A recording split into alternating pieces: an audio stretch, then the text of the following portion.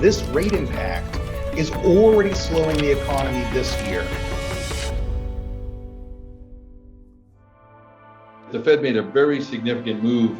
And the reason why it's significant, by the way, is that it is unprecedented for there to be two 75 basis point hikes at any Fed meeting.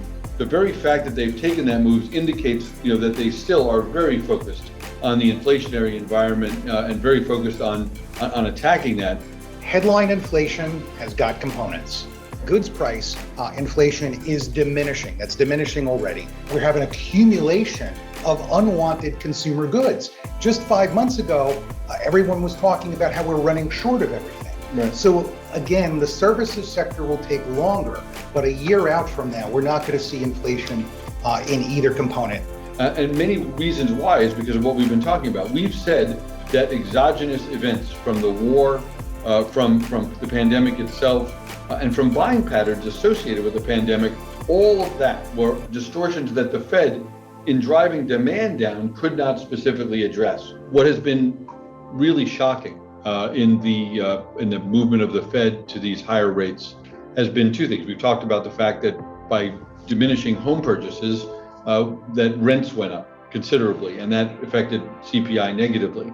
Well, housing sales have already fallen 26% from their peak, and the Fed is not done raising rates yet.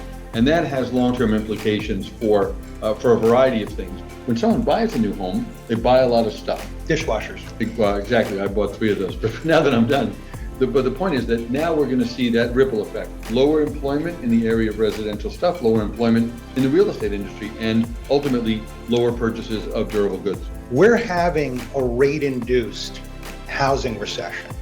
26% drop is not exactly what I would call cooling, right? Which is the euphemism they use. This is data that the Fed should be looking at. All of this discussion about, well, the consumer is strong. There's twice as many unfilled jobs out there as there are workers. We're going to take those things down by data like this. They're going to have to see that this rate impact is already slowing the economy this year. And therefore, again, what is consistent with their goals? Is it really going to be to repeat all of these rate hikes next year? No, not likely. The adjustment up in interest rates was very painful.